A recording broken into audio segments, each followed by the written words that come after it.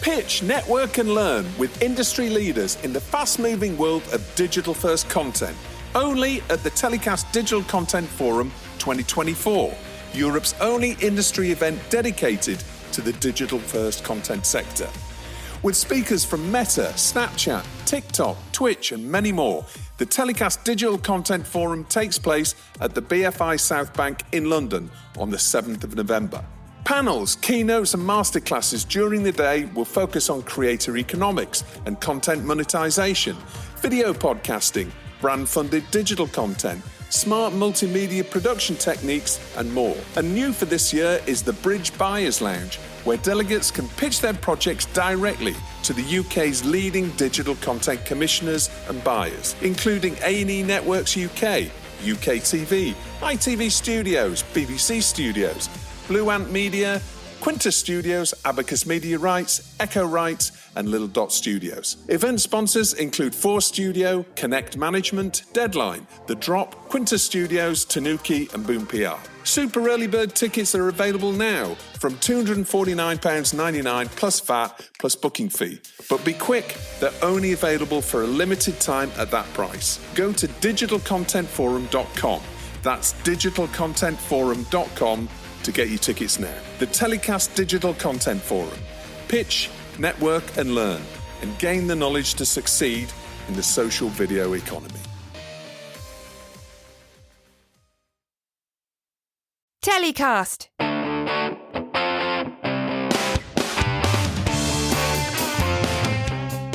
Hi, I'm Justin Crosby and welcome to another TellyCast, where we dive deep into the world of TV and digital content with the industry's most talented and influential executives, both in front of and behind the camera.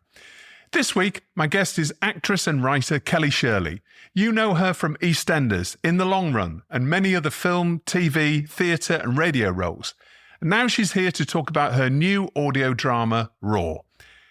For videos featuring the movers and shakers of the TV and digital content industries, just click the link in the episode description or search TellyCast TV on YouTube.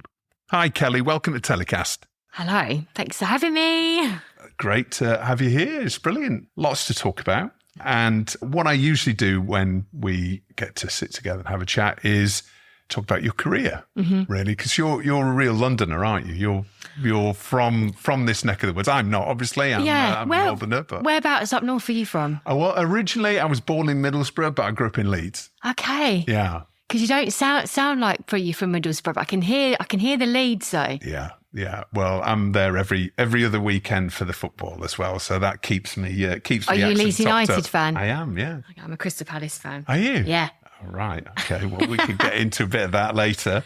But yeah, I like to think of myself as a Londoner. I was born in Croydon, which isn't officially London. Okay, it's been swallowed up by London. It's obvious though, isn't it? Really? Yeah. I think we can call Croydon London. Yeah.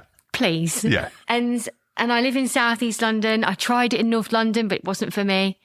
But I like to think of myself as a Londoner. And I love London. I think we're so lucky living in this city. It's got everything.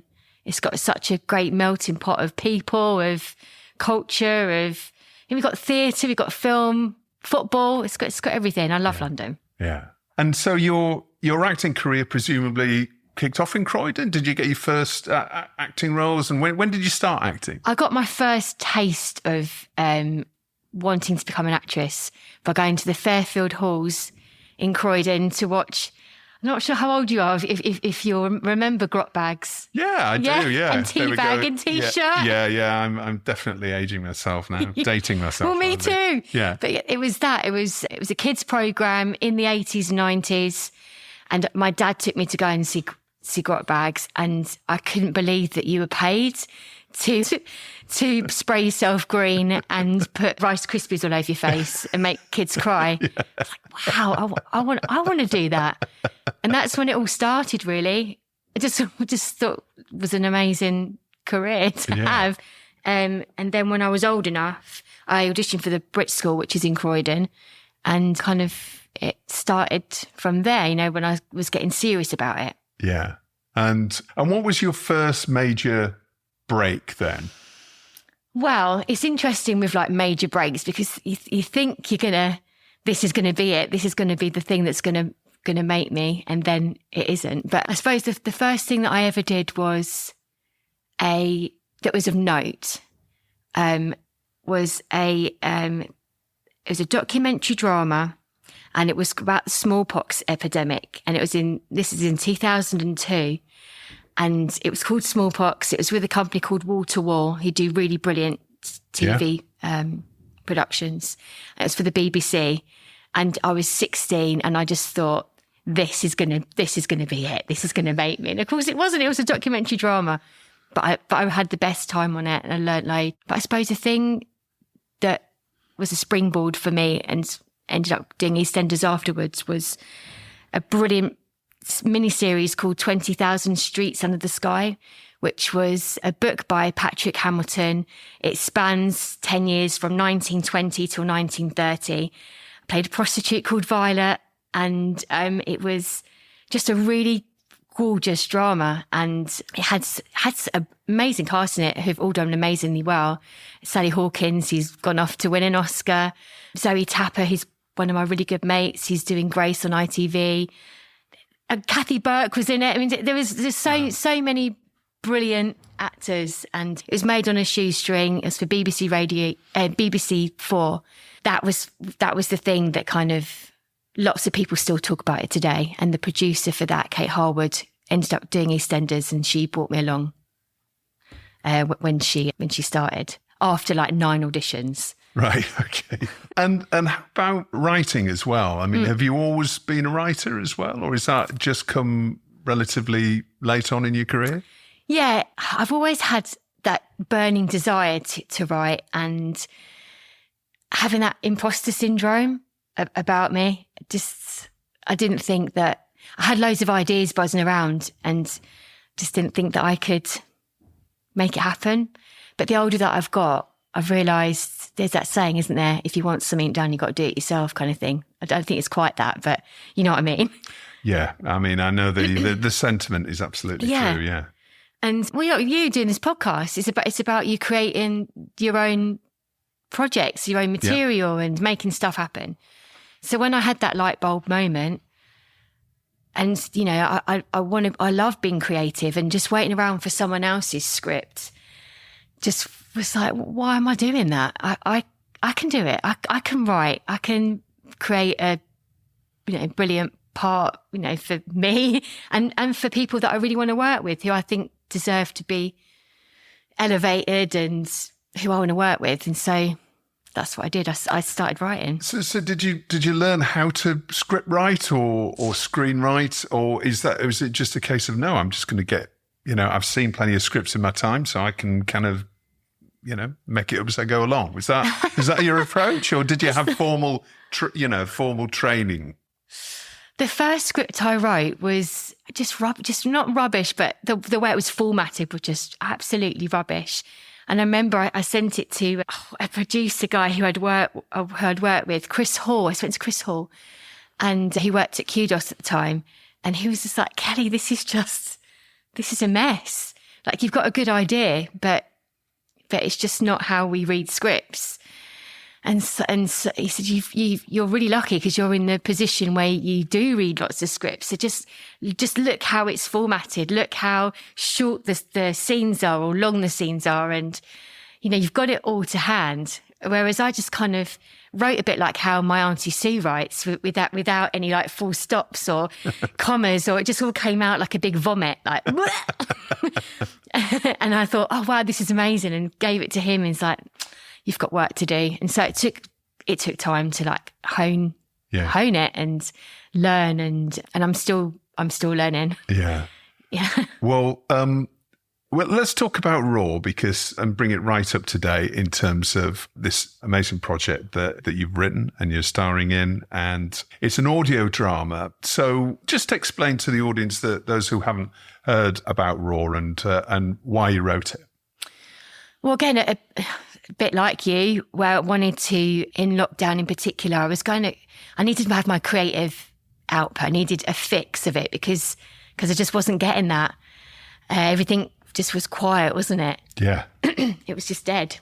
You needed to make your own, well, not entertainment, but you need to stimulate your own mind when everything else is, when you're locked in, it was a bit, let's not think about it too much again. It's like a weird dream that happened, isn't it? Yeah, it is. And, lockdown, that was one of the like silver linings, I suppose, of it, because obviously it was so fucking awful. Yeah. That some good came out of it. But also in that time of lockdown, my daughter was becoming the same age as me when something happened to me, and it kind of all opened out, and I couldn't, how can I say this? It opened up a can of worms, basically. Yeah. And I needed to write about it. My husband said, you should write about what happened to you, because it's affecting you. It's affecting our relationship, because I just went into a very dark place. Yeah. And he said, you need to deal with this. And he, in fact, Phil's an amazing playwright and screenwriter, and he's really helped me as well. I feel like I've got confidence, even though I sound like I haven't got confidence right now. It's just talking about it makes me get all like, what was the catalyst for it? But something really bad. Yeah. And I wanted something good to come out of it, basically. Yeah. And so, like I say, did a vomit draft this time, and then started to dig deeper into it, make it into a film to begin with, because that was what I knew best was film and television. And then I sent it to a brilliant woman called Kate McGowan, who is an actress and a producer. And then she said, I think Spirit would be a really good company for you to work with, because their projects are about, human connection, and that ethos, what I was saying about having something good come from something bad. And that is what they kind of are all about. Yeah, content with a purpose, essentially. You said it so much better than me. Content with a purpose. And so they said, that they do lots of podcasts, and they had a light bulb moment of, well, why don't you create it as a podcast drama? And I suppose when I was thinking about a podcast drama, I was thinking things like, BBC, The Archers and things like that. And I was like, not sure that that's really what this is. And my prejudice about it got kicked in. And it was only when we spoke about it more and more, I was thinking, well, yeah, podcasts are the thing at the moment, aren't they? And they're really changing the landscape of creativity. And well, there's no one there to give you notes, especially when it's such a personal story. It's a personal story about abuse and revenge and terrible situation that you went on when you were younger, and being able to produce this yourself, essentially write it and produce it along with Spirit in the way that you wanted to do it, is certainly the way to to get that story across the way that you want to do that. Yeah, that's it. And television is great, but you're in just production hell just for so long, so many years, from experience from my husband and the projects that he was trying to get off the ground. It would just take so long, and it felt like it was now. It needed to be written about now. And I was reading about statistics from lockdown about children being, in the family environment for a long time, and how much abuse, it just went through the roof. The statistics around that time are just so harrowing. So it felt like that was an epidemic within itself, and we should be talking about that. Yeah. And so it's like everything kind of aligned. Like I need to get this out of my system and write about it. It can have a positive impact because it could get other people talking about things. And then we collaborated with a brilliant charity called the Children's Society, who just fantastic for having lots of resources for children who have been through a similar situation, and can have therapy and all sorts of things. They're just a fantastic charity. So it just felt, again, we were doing something that was meaningful from drama and a campaign drama, I suppose. That's something that we were talking about. Things like, what's that brilliant drama that everyone was talking about earlier this year? Mr. Bates versus Post Office. Yes. That, how that got everybody talking about that situation, and it wouldn't have happened. And, they've got getting the results, and I know that they still are, if it wasn't for the power of TV and real life drama, essentially. Yeah. And it shows the impact of that. And that's obviously what eventually you're hoping that Raw will affect change. I mean, what sort of, are you looking for any specific change as a result of creating this? I mean, obviously, eventually you're hoping this will become a TV project. Mm-hmm. And I know we can't mention any of the companies involved, but I think there are conversations happening from a TV perspective as well. And the audio drama is available on all podcast platforms already, isn't it? So everybody can go and have a look at and listen to that. And we'll play a little clip in a little while as well, so you'll be able to have a listen to the trailer. But is there any specific change that you're really looking to achieve from this, do you think? I mean, yes, because at the moment, as it stands, only 2% of cases get a positive outcome. Lots of the times the cases just fall flat on their face for whatever reason. And also, like, by the time you go to the police and it gets kind of logged and it becomes a case, it can take up to like 5-6 years before that even gets in front of a jury or go to court or whatever. And that's 5-6 years of trauma for a child and the family. And then it often gets thrown out because they just you don't want to go through with it, Yeah. And so it's only 2% of cases are actually prosecuted effectively. And they're really, really minimal. Yeah. They're like 12 months. And that would be like a really good outcome. And then the person would get, probably 8 months, 6 months. What does that say? And you've ruined someone's life. You've ruined someone's life. It's something that doesn't go away once you've said about it. It's something you think about. And so I think the convictions need to be harsher. And I think that getting into court needs to be quicker. Yeah. Yeah. It's a lot of work to be done in that area by the sounds of it. Mm-hmm. And presumably you felt this was a like really cathartic experience for you. I mean, did you feel that way, in terms of getting this all down on paper and then actually producing this as an audio drama? I mean, what was that experience like for you? It has been cathartic, definitely, because I was a mess and I still am to a slight degree. Talking about it, it's such a weird, surreal thing. Well, what I would say, though, that the audio drama isn't like a carbon copy of what happened to me. I needed to have some distance from it, Yeah. And so I've taken things from my personal experience. So there's lots of authenticity in it, but it isn't exactly, because I do find it very difficult to talk about. Yeah, of course. So, this is the first time that I've really spoken about it as well, and I'm in my 40s now, which is just mad. So what people will be listening to, but also it is challenging, but it's not all doom and gloom. I want people to know that as well, because it's a hard ask to ask people to want to tune in and listen to, like you say, challenging material.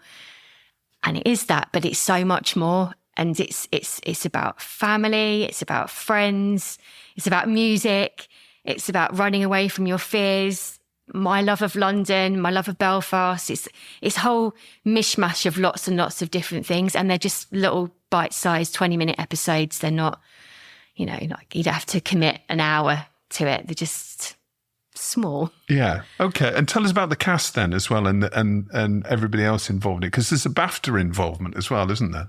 Yeah. So BAFTA, I was on this BAFTA Elevate cohort, which is, every year they have a different group of people. And so with my year, it was all actors who felt that they were hitting a glass ceiling for whatever reason within their careers. and they'd, done quite a lot of work, but for a reason, it just was like not kind of like getting up to the next level. And so they chose me, which was nice. And lots of other brilliant people.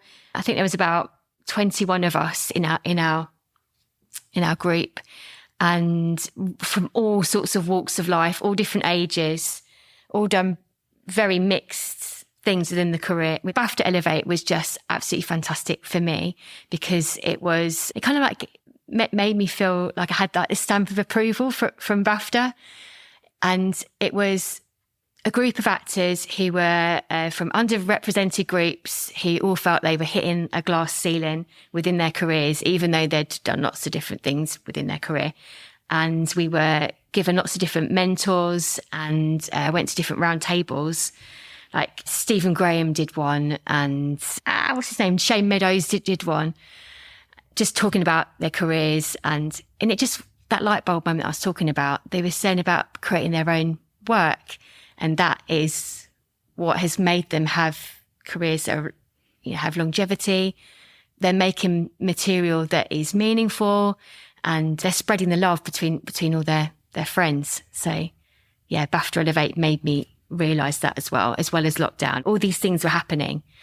Yeah, so BAFTA, when I made this, and I sent it to them, and they were very complimentary about it, and they said, we'll give you our space to launch it, and we'll do a Q&A, and we'll live stream it internationally for all our BAFTA members. And I was like, oh my God, that's amazing. It was amazing. Like their support, the proof's in the pudding.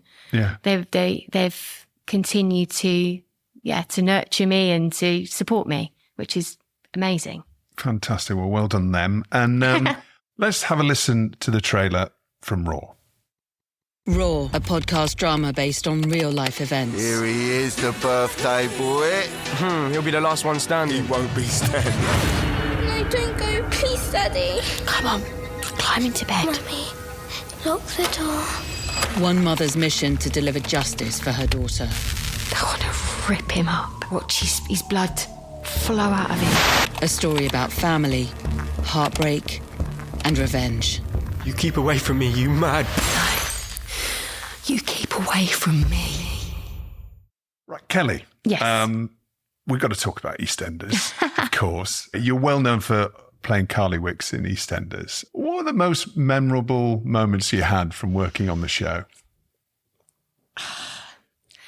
First of all, we're talking about my memory 20 years ago. That's when I started. Doesn't feel that long ago. Does it not? No, it doesn't to me anyway. It's being played at the moment. There's EastEnders Vintage that's on the TV, and I'm 21 in it. And I just think, oh my God, 20 years is just like gone like that so quickly. But also I look so young on it, and it's not fair. But memorable moments, okay. I mean, I do remember the auditions, because like I was saying to you, when I worked with Kate Harwood, and she was saying that she's going to go off and be executive on it, and, would I be interested in EastEnders? I was like, of course I would. And then she's like, okay, you have to audition, you have to do these workshops.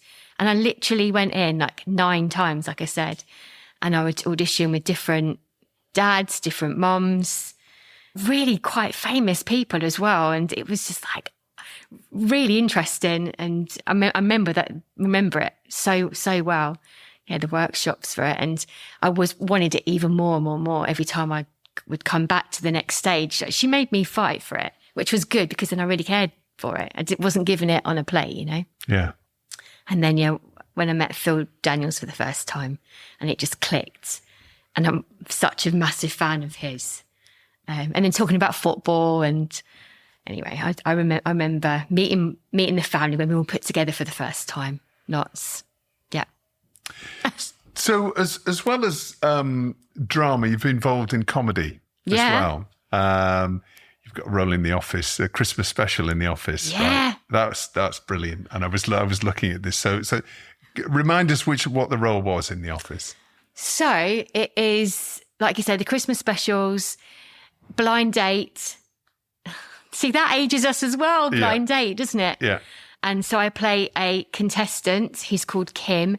And she has to pick between Ricky Gervais, obviously, from The Office, Bubble from Big Brother, who I think was in the first or second ever Big Brother, and Howard from the Halifax adverts. And this is in a nightclub, isn't it? And that's when David Brent's in the, what's his getter? He's in fancy dress, isn't he? He's got... Is it Shagadelic Baby? That's right, yeah, the Shagadelic Baby, yeah. Austin Powers. Austin Powers. Yeah. Yeah. Yeah, I mean, that's 20 years old now. Yeah. But it's still much love, which is just great. I mean, my mum and dad love it still. Thanks. But yeah, that was an amazing job. I loved it so much because everybody was talking about it, and then, because people weren't sure if it was real or not, back then. Yeah. Yeah. Because it was shot in that documentary style. Yeah, and it hadn't really been done before, had it? That's right. And yeah. But yeah, that was a good job. I forgot what the question was now, so I've gone off on. It was really about comedy and drama. Comedy, I mean, what do you prefer? I prefer, depends on the part really, and who you're working with. And I do like being silly, and I do find lots of things funny. I suppose comedy would maybe slightly more. Just because I'm cheap, I suppose. I like to get a laugh and a clap, but I do like those like proper snot acting roles as well. Yeah. If you were to return to any of your TV roles, what would be the standout one that you'd like to return? Oh, hands down, it would be In the Long Run. It was just the best job. I mean, Bill Bailey was my husband. Idris Elba created it. He was the boss. And such an amazing cast. Jimmy Akambola, Madeline Appiah, who's so funny. And we just had honestly so much fun. And we got to have my hair all permed for it. I had the shoulder pads. It was very, very nostalgic, the whole job, and the music in it. All of that fantastic 80s music. The shell suits. Yeah. Baby Sham. It's just a lovely pocket of nostalgia, and they did it really, really well. And there hasn't been anything on it on TV like it since, I don't think. Yeah. So, looking back over your career to date, then, can you share with us any embarrassing behind-the-scenes moments then that have cropped up that you're willing to talk about? Well, most recently, so I've had a baby who's a year old. And so I started working on Casualty as a psychiatric liaison nurse. And so Ezra was 6 months old when I started, and I was breastfeeding. And my mum would bring him into my dressing room to obviously feed the baby. Yep. And it's on television at the moment. I'm going to be on it until March, I think. But you can see my boobs going up and down, like from when I've fed the baby. And maybe you can't even have that on this. I don't know. But anyway, when I'm watching it now, I can tell it's really bad because it is a bit carry on in places. You're going to get people looking now. You realise that. But also, I had to wear cabbage leaves underneath my outfit because you get very sore. Yeah. You're a machine. Yeah. We're animals, and that is part of what I was. I was an animal. Yeah. And I had to wear these cabbage leaves, and not everybody obviously knew, or the crew, that I was feeding my baby. So I just stank of cabbage the whole time, and underneath the lights. And I wanted to say, it's not me. Like, I've got, so that was embarrassing. So going back to EastEnders, you met Danny Dyer, presumably, via EastEnders. I didn't. You didn't cross over? No. Okay. So Danny, I worked on a film called Run for Your Wife, which is a really famous play in the 70s and 80s. And that was made into a film in 2012. And I met Danny and Denise Van Outen, who's become good mate. Again, that was a really good job, lots of fun. And then Danny ended up doing EastEnders after me and is my brother in it. That's right, and it also features in Raw as well. Oh, so yeah, I was sorry. wondering, Yeah, I was the segue. wondering how the connection came about. So Yeah. it wasn't EastEnders actually. It was Run for Your Wife. Run for Your Wife. Yeah, we became friends there, kept in touch a bit. And when I wrote Raw, I wanted the casting to be as authentic as possible. You know, with the voices, with the feel of it. And Danny just fit like a glove. And I think he's such a brilliant actor. And he gave up his time, and he's so good in it. I think he's amazing. Yeah. So what's the best piece of advice you think you've ever received in your career? Well, there's two. There's that thing, don't let the bastards get you down, is probably one of the best pieces of advice, because this business is brutal, as you well know, and you have to be so thick-skinned, and it can be very difficult to navigate. And especially you when you're creating your own projects and taking those out to the market and making those happen. You need an extra thick layer of skin, I think, for that. Yeah, of course, because some people don't care that it's your story, some of your story. And I'm sitting in front of them and they can be quite dismissive, I suppose. Have been. Now that I've actually made it with Spirit, people are starting to listen and get in touch, and lovely comments about it. And not just, you know, from an industry perspective, but I met somebody last week who got in touch with me where something had happened to her, and she said, I really need to. I did know her. It wasn't like somebody completely random, but she said, I listened to Raw. I thought it was really well done, and I haven't actually spoken about this very much, and I'd like you to meet me for a drink. And we met for coffee, and it was very emotional, but it felt like something good had come from it. Yeah. Because we were talking about it, and she was saying that she just was pleased that something had been written about where it was from a perspective that, you know, I know I can delve into it in a different kind of way that other people possibly can't. Yeah. And so, yeah, that's what she, I don't want to say enjoyed, but got out from it, that there's a truth in there. Well, you obviously saw directly a positive impact from what you've done, and that must be incredibly rewarding. You know, it's obviously difficult journey you've had to bring this, you know, out into the open in the form of an audio drama, Mm-hmm. and to see, you know, that reaction from people and showing what a difference that's meaning to them must be amazing. It was everything. it was a lovely moment. It was a really, obviously heavy, sad, and we've reconnected because of it. And I mean, how brilliant is that? Yeah, absolutely. So looking forward then, Kelly, obviously fingers crossed for Raw going forward as a TV project, and we'll be keeping our eyes peeled and our ears out for good news in that area very soon. What other projects can you tell us about? You're obviously on screen at the moment in Casualty, you mentioned. Yeah. Anything else that you can tell us about that you're involved with? I've got about 4 other projects that are bubbling away with a couple of other TV production companies, and a couple of other podcast dramas. Because now that I've written it and know how to write an audio drama, and now I haven't got that stigma of the Archers that I had, which is nothing. No, obviously the Archers is great, and it's got a massive fan base and everything, but that's been done. And you couldn't really imagine what an audio drama was until you've actually produced it, right?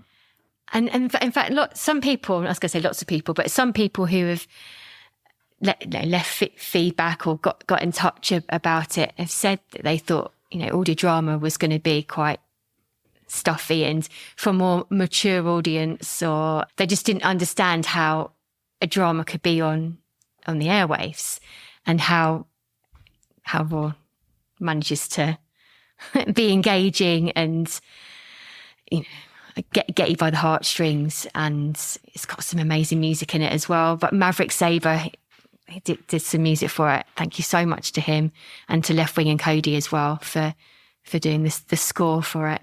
And to Will, who works for Spirit, he's wrote some music for it as well, and he has been.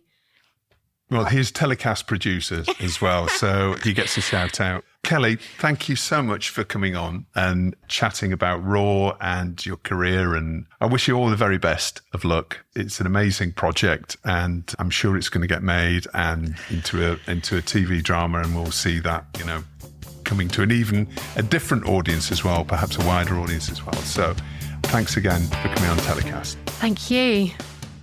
Well, that's about it for another week's show. I hope you enjoyed it. TellyCast was produced by Spirit Studios and recorded in London. For videos featuring the movers and shakers of the TV and digital content industries, just click the link in the episode description or search TellyCast TV on YouTube. We'll see you next week for another show. Until then, stay safe.